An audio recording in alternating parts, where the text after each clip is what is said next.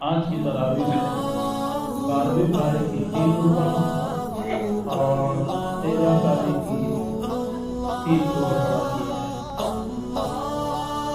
اللہ رب العزت نے اس بارے کے آغاز میں ارشاد فرمایا کہ رزق دینے والی صرف اللہ ہی کی ذات ہے، اللہ کے سوا کوئی بھی رزق دینے والا نہیں ہے۔ جتنے جانور ہیں وما من دابۃ فی الارض الا علی اللہ رزقها، جتنے جانور ہیں سب کو رزق دینے والا اللہ ہی کی ذات ہے۔ اس کے بعد آج کی تراویح میں اللہ رب العزت نے ان آیاتوں کو ارشاد فرمایا جن میں تصدیق کائنات کہ اللہ رب العزت نے کتنے دنوں میں اس کائنات کو بنایا، آسمان زمین چاند اور پہاڑ وغیرہ کتنے دنوں میں 6 دنوں کے اندر اللہ نے بنایا، اور مقصود کائنات یعنی اللہ رب العزت کی ذات محمد مصطفیٰ صلی اللہ علیہ وسلم کی ذات، یہ آیت ہے۔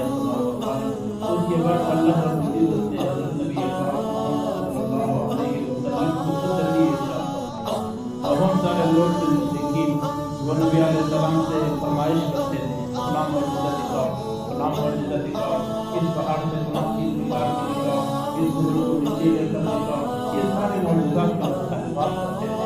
اللہ رب العزت نے نبی علیہ السلام کو فرمایا آپ پریشان مت کرو، آپ کا مت کرو، یہ معجزات کا مطالبہ کرتے رہے، زندگی فرق نہیں پڑنے کی آیت کا استعمال کرنا۔ اس کے بعد آج کی تراویح میں اللہ رب العزت نے قرآن پاک کی چیلنج کو ایک بار پھر بیان کیا۔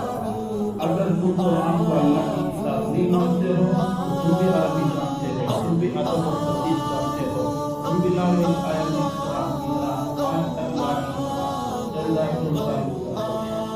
اس کے بعد اللہ رب العزت نے سورۃ ہود کے اندر جو آج تراویح میں استعمال فرمایا ہے، داستان حضرت نوح، داستان حضرت ہود، داستان حضرت صالح، داستان حضرت ابراہیم، داستان حضرت لوط، داستان حضرت شعیب، داستان حضرت موسیٰ، یہ تمام انبیاء اکرام کی اللہ رب العزت نے داستان اور واقعات کو تفصیل کے ساتھ بتایا، اور اللہ رب العزت نے بتایا کس قوم کے اندر کون سی خرابی، لوط کے قوم میں کون سی خرابی تھی، شعیب کے قوم میں کون سی خرابی تھی، وہ تفصیل کی آیاتیں آج تراویح میں سماعت فرما لی ہے۔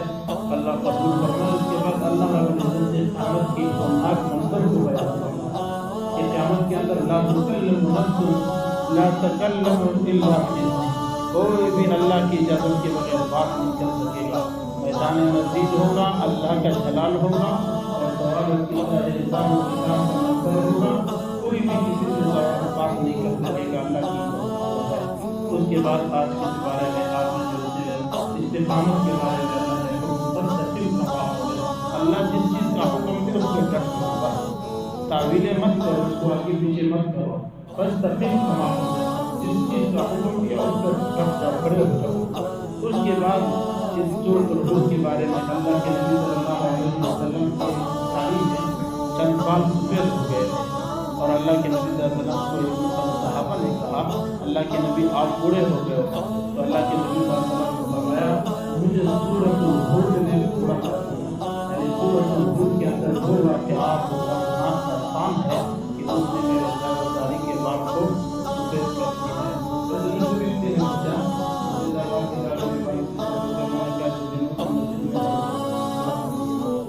اس کے بعد اللہ رب العزت نے اقامت الصلاۃ کا حکم بیان فرمایا کہ نماز قائم کرتے رہو۔ اس کے بعد اللہ رب العزت نے یہ بیان فرمایا کہ ہم انبیاء کے واقعات کو کیوں بیان کرتے ہیں، ہم انبیاء کے واقعات کو اس سے بیان کرتے ہیں کہ محمد صلی اللہ علیہ وسلم آپ کے دل کو مطمئن کر دیں، آپ کا دل مطمئن ہو جائے۔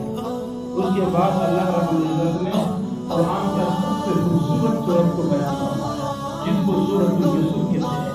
یہ سورۃ یوسف کا واقعہ وہ ہے جسے اللہ نے خود فرمایا احسن القصص، سب سے بہترین واقعہ ہے، اور کیا واقعہ ہے بہت تفصیلی ہے۔ حضرت یوسف علیہ السلام کا بہترین واقعہ بیان ہوا جو آج آپ تراویح میں سماعت فرما چکے ہیں۔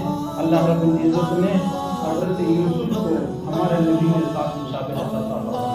ہمارے نبی حضرت محمد صلی اللہ علیہ وسلم اور حضرت یوسف آپس میں بہت ساری چیزوں میں ملتے جلتے تھے، مشابہت عطا فرمائی۔ یوسف علیہ السلام نے خواب دیکھا، خواب کے اندر 11 ستارے، ایک سورج، ایک چاند کو دیکھا جو وہ ان کو سجدے کر رہے تھے۔ تو انہوں نے اپنے والد سے کہا، حضرت یعقوب سے کہا کہ میں نے لکھا ہے پاؤں کے اندر 11 ستارے ہیں، ایک چاند ہے، ایک سورج ہے جو مجھے سجدہ کر رہے ہیں۔ باپ بڑا حکیم تھا، سمجھدار تھا۔ حضرت یعقوب نبی تھے، انہوں نے بیٹے کو کہا کہ بیٹا اپنا باپ اپنے بھائیوں کو بیان مت کرنا، وہ آپ کے ساتھ حسد کریں گے۔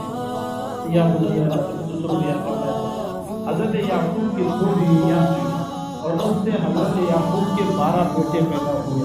پہلی بیوی سے 10 بیٹے اور دوسری بیوی سے 2 بیٹے پیدا ہوئے، اور جو 2 بیٹے تھے وہ حضرت یوسف اور بنیامین، یہ دونوں آپس میں بھائی تھے، اور جو باقی 10 تھے وہ دوسرے ماں کے تھے، وہ ان کے ساتھ بہت حسد رکھتے تھے۔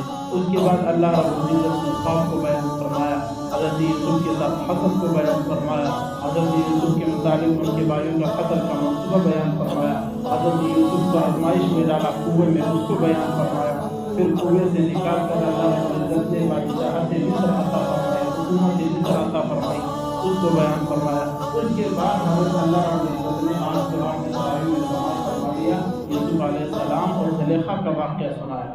زلیخا اور یوسف، زلیخا حضرت یوسف علیہ السلام سے فرشتہ ہو گئی، تو عورتوں نے اس کو تانا دیا کہ آپ یوسف پہ عاشق ہو۔ انہوں نے کہا کہ آپ لوگ بھی ایک مرتبہ دیکھ لو۔ تو عورتوں نے حضرت یوسف کو دیکھا تو اپنی انگلیوں کو کاٹ ڈالا، قطعنا ایدیہن، اپنے انگلیوں کو کاٹ ڈالا تھا۔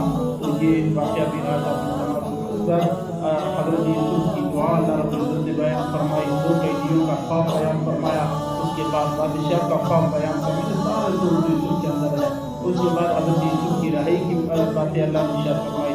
پھر بارہ شروع ہوا، ان کے اندر بھی اللہ رب العزت نے یوسف علیہ السلام کے داستان کو تفصیل سے بیان فرمایا، تواضع بیان فرمایا، حکومت اور مصر کی بادشاہت اور ان کے بھائیوں کا کہانی، یہ سارے اللہ نے فرمایا۔ اور حضرت یعقوب نابینا ہو گئے، روتے روتے اپنے بیٹے کی یاد میں، پھر ان کی آنکھیں واپس کیسے آ گئی، یہ سارے تفصیل اللہ نے بیان فرمائی۔ آخر میں اللہ رب العزت نے اپنے نبوت کے دلائل بیان فرمائے کہ آپ کا نبی آخری نبی ہے، اس کے یہ دلائل ہے۔ اور سب سے آخر میں جا کر آگے کے اندر اللہ رب العزت نے حضرت یوسف اور دیگر انبیاء کی جتنا واقعات ہیں اس کی تصدیق قرآن کے ذریعے فرما دی۔ قرآن میں تصدیق آ گئی کہ یہ انبیاء سچے تھے، ان کا دین سچا تھا۔ اللہ رب العزت